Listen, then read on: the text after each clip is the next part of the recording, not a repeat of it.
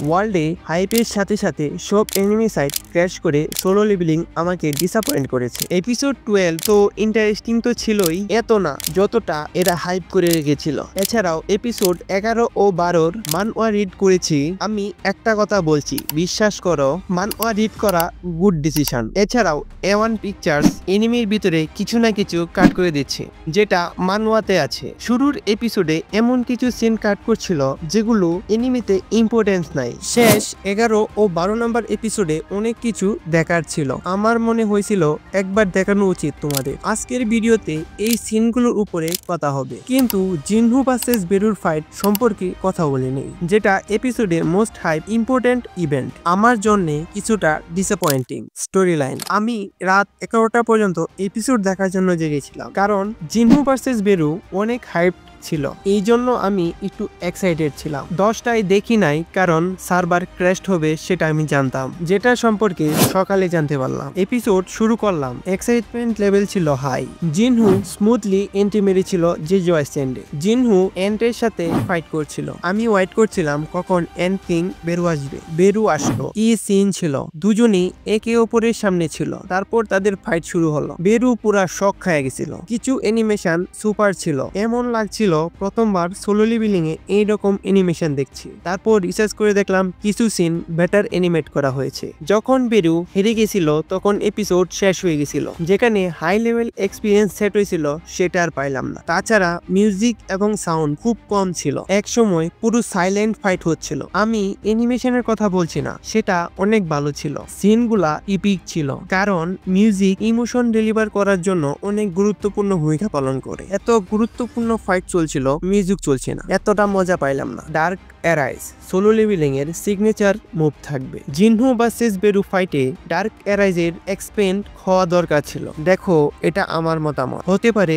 তোমাদের কারো পছন্দ নাও হতে পারে। মিউজিক ছাড়া ইভেন্ট এর সিচুয়েশন একটু উইক ফিল হচ্ছিল। এটা তোমাদের উদাহরণের সাথে বোঝায়। অ্যাটাক অন টাইটান ও জুজুৎসু কাইসেন ফ্যানদের জন্য একটু স্পয়লার। অ্যাটাক অন টাইটানে যখন লিভেন ভার্সেস বিস্ট টাইটানের ফাইট হচ্ছিল, ওইটা আপনাকে গুজবাম্প দেয়। এখানে Jinwoo versus Beru kind similar হয়। বিস্ট টাইটান বেরুর মতো ওভার পাওয়ার্ড ও স্মার্ট হয়, যাকে কোনো ফাইটে হারানো যায় না, এবং অনেক মানুষ মারাও যাবে। কিন্তু এলোটে যখন লিভেন আসে, পুরো ফাইট সিকোয়েন্স আপনার ইমোশনকে ট্রিগার করে। তেমন ফিলিংস জিনহু ভার্সেস বেরু ফাইটে আসছিল না। যখন বেরু বুঝতে পারে সে জিনহুকে হারাতে পারবে না, পালাতে হবে নিজেকে বাঁচানোর জন্য, ওই পার্টটা এতটা হিট হয় নাই যতটা হওয়ার দরকার ছিল। যদি তোমরা জেজেকের মধ্যে ইউজি ভার্সেস মুহিতোর ফাইট দেখে থাকো, মুহিত পলাচ্ছিল নিজেকে বাঁচানোর জন্য। এইটা কিভাবে দেখাইছিল, ওইখানে আপনার ইমোশনকে ট্রিগার করছিল। সমস্ত সিকোয়েন্স কত সুন্দর ছিল,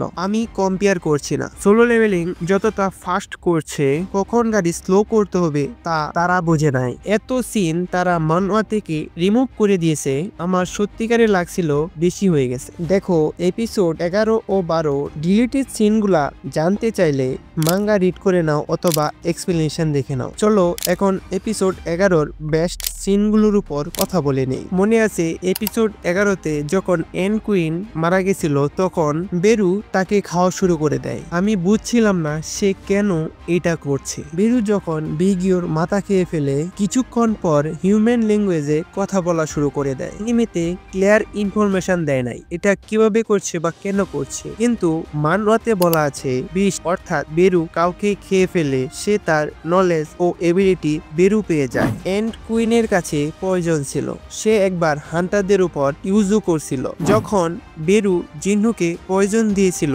সেটা বেরু এন্ড কুইনের কাছ থেকে পেয়েছিল। আবার বেগিওর মাথা খেয়ে ফেলেছিল, হিউম্যানের ল্যাঙ্গুয়েজ ও হিলিং এবিলিটি পেয়ে গিয়েছিল। জিনহুর সাথে ফাইট করার সময় আমরা এটা দেখেছিলাম। এনিমি থেকে যতটুকু বুঝলাম, এই কথাগুলো এনিমেতে মেনশন করা হয় নাই। আর একটা কথা, জিনহু যখন মরে যাওয়া এনকে এরাইজ করছিল, তখন বেরু আইসা পড়ছিল। জিনহু তাদের এরাইজ করতে পারে নাই। মানওয়াতে জিনহু মরে যাওয়া এনকে এরাইজ করে নাই এবং বেরুর এগেইনস্ট ইউজও করছিল। এইসব দেখে হান্টার ও ক্যামেরাম্যান শক হয়ে যায়, এইটা কি হচ্ছে। মানওয়াতে ক্যামেরাম্যান বেশি স্ক্রিন টাইম পাইছে তার পার্সপেক্টিভ থেকে, তাই একটাই কথা বলা যায়, সিজন 2 শুরু থেকেই অনেক সিন মানওয়া থেকে কাট করে দেওয়া হয়েছে, যেগুলোর কোনো ইম্পর্টেন্স দেয় নাই A1 পিকচার্স। কিন্তু তোমাদের বলি, সিজন শেষ হওয়ার পর পর তোমরা একবার মান্না রেড করে নিও, তোমাদের জন্য ভালো হবে। আর মাত্র একটি এপিসোড রয়েছে। এপিসোড 13-তে আমরা দেখতে পাবো চিহ্নু বেরুকে এরাইজ করে নিচ্ছে। তুমি বলো এপিসোড 11 ও 12 কেমন ছিল? আর তোমরা কি আমার কথার সাথে একমত? কমেন্টে জানিও। সাবস্ক্রাইব করতে বলো না, সাবস্ক্রাইব করলে ভিডিও উঠিয়েছি পারবে। Please by.